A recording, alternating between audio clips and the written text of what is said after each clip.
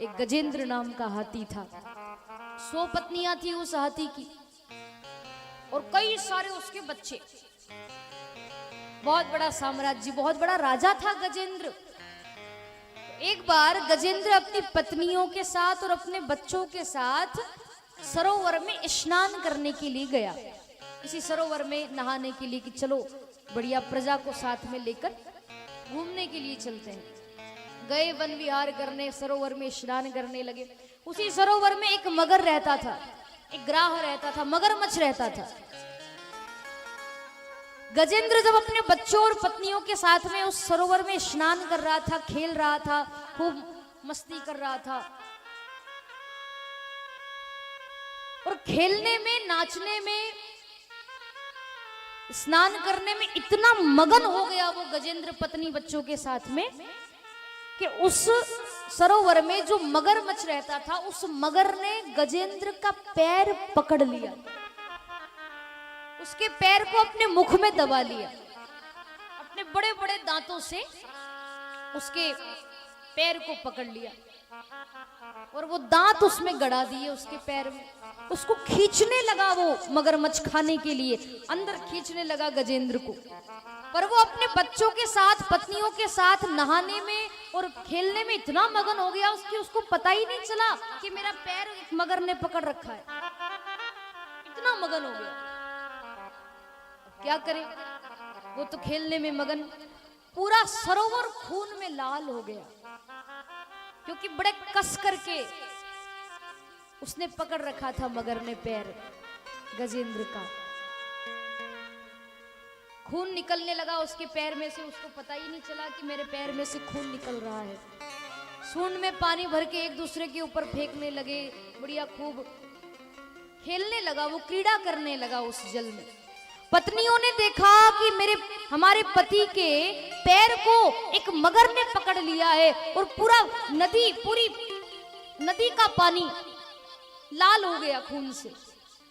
हम अगर यहाँ थोड़ी देर रुकी तो ये मगर हमको भी खा जाएगा। तो पत्नियों ने गजेंद्र को नहीं बताया कि आपका पैर मगर ने पकड़ लिया है। वो अपने आप धीरे धीरे करके उस सरोवर में से बाहर निकल गई।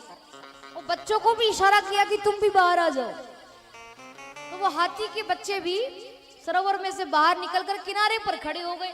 अब जब गजेंद्र अकेला रह गया तब उसको महसूस हुआ कि मेरी शक्ति जा रही है, मैं शक्तिहीन हो रहा हूं।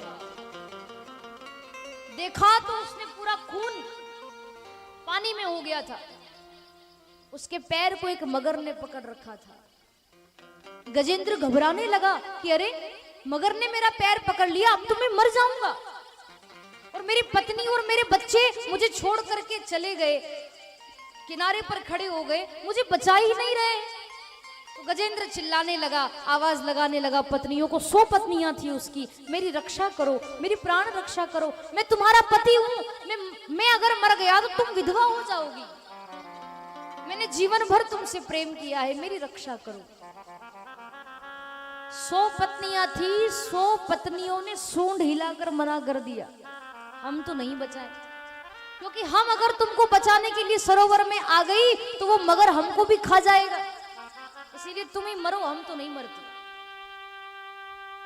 मना कर दिया, चली गई वहां से। बच्चों से कहा गजेंद्र ने, देखो बेटा मैं तुम्हारा पिता हूं, मैंने जीवन भर तुम्हारी सेवा करी, तुमने जो मांगा मैंने तुमको ला कर दिया, खूब लाड़ प्यार किया है। देखो ये मगर मुझे खा जाएगा, मैं मर जाऊंगा, मेरी रक्षा करो। बच्चों ने भी मना कर दिया, पिताजी क्षमा करना, आपके कारण हम अपने क्यों प्राण त्यागे। बच्चे भी चले गए। जीवन भर जिसको गजेंद्र ने मेरा मेरा कहा कि ये मेरा है, ये मेरा है, ये मेरा है, उसके दुख में उसका साथ किसी ने नहीं दिया। संसार में आप और हम भी बड़ा अभिमान करते हैं कि पत्नी मेरी है, बच्चे मेरे हैं, माँ है मेरी, पिता है मेरे, भाई है मेरा, इतना बड़ा मेरा परिवार है। पर यह बात ध्यान रखना कि जिसको आप मेरा मेरा कहते हो वो असल में आपके नहीं है। जिसको आप मेरा मेरा कहते हो परिवार के लोग, पत्नी, बच्चे, सब शरीर के रिश्तेदार नातेदार हैं, आत्मा से किसी का संबंध नहीं। शरीर का पति होता है, शरीर की पत्नी होती है, शरीर की सास होती है, शरीर के ससुर होते हैं, शरीर के ही माता पिता, शरीर के ही तो रिश्ते नाते होते।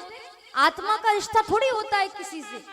आत्मा का रिश्ता, आत्मा का सच्चा पति तो केवल वो परमात्मा है, उसके सिवा दूसरा कोई नहीं हो सकता।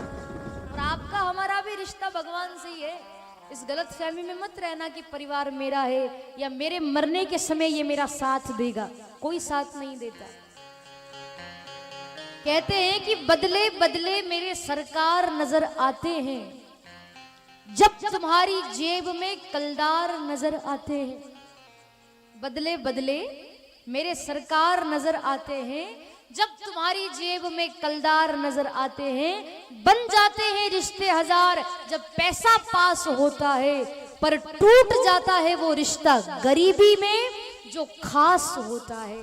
आपका कितना ही खास क्यों ना हो, पर अगर आपकी गरीबी, मेरी बात को कभी प्रैक्टिकल करके देखना, आपको जरा सी भी अगर पैसों की कोई परेशानी आएगी ना, या किसी भी प्रकार की परेशानी आएगी, तो आपका कोई कितना ही खास क्यों ना हो, आप उसके पास अगर मदद मांगने जाओगे तो वो मना कर देगा। आपको पहले तो पहचानने से इनकार कर देगा। आप कौन? मैं तो नहीं जानता, मैं आपको नहीं पहचानता। और जहां आपके पास रुपया पैसा आया, जहां आपके पास धन संपत्ति आई, खूब पैसा आ गया, आप खूब धनी व्यक्ति बन गए, तो भले ही कोई आपका रिश्तेदार नहीं होगा, वो भी आपको अपना बताएगा कि ये तो मेरे खास है, आप ये तो मेरे अपने हैं। और आपका कोई कितना ही अपना क्यों ना हो, पर आपकी मुसीबत के समय वो आपको अपनाएगा नहीं, आपकी मदद नहीं करेगा। जीवन भर गजेंद्र ने पत्नी बच्चों से मोह किया, पर जब उसका अंतिम समय आया, जब उसकी परेशानी आई कि मगर ने उसका पैर पकड़ लिया और उसने याचना करी कि मेरी रक्षा करो, पर पत्नी बच्चों ने साथ नहीं दिया, सब चले गए वहां से उसको छोड़कर। तब गजेंद्र ने विचार किया, इतनी सी सूंड केवल बाहर रह गई थी, बाकी पूरा शरीर गजेंद्र का उस मगर ने पानी के अंदर खींच लिया खाने के लिए। इतनी सी सूंड बाहर रह गई। तब गजेंद्र को पता चला कि अब इस संसार में मेरा कोई नहीं है, भगवान के सिवा मेरी रक्षा कोई नहीं कर सकता। जिसका कोई नहीं होता उसका भगवान होता है। भगवान के सिवा मेरी और कौन रक्षा कर सकता है। इतनी सी सूंड जो बाहर रह गई थी गजेंद्र की, उसी सूंड से, उसी सरोवर में कई सारे कमल के पुष्प लगे थे। एक कमल का पुष्प अपनी सूंड से उस गजेंद्र ने तोड़ा, ऊपर की ओर फेंका और भगवान से कहने लगा, हे गोविंद मेरी प्राण रक्षा करो, प्रभु मुझे बचाओ इस मगर से, इस ग्राह से मेरी रक्षा कीजिए। और जैसे ही कहा कि गोविंद मेरी प्राण रक्षा करो, मानो भगवान तो इंतजार ही कर रहे हो।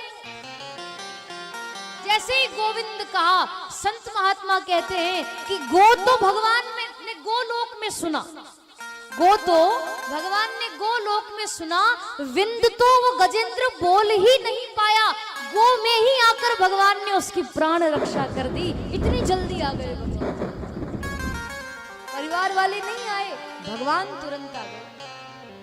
प्रतीक्षा में ही बैठे रहते हैं भगवान, कब भक्त मुझे याद करे और कब मैं उसके पास जाऊं। पर हम लोग भगवान को याद नहीं करते और परिवार वालों को याद करते। भगवान गोविंद जब उसने कहा तो गो में ही आकर के उसकी रक्षा कर दी, विंद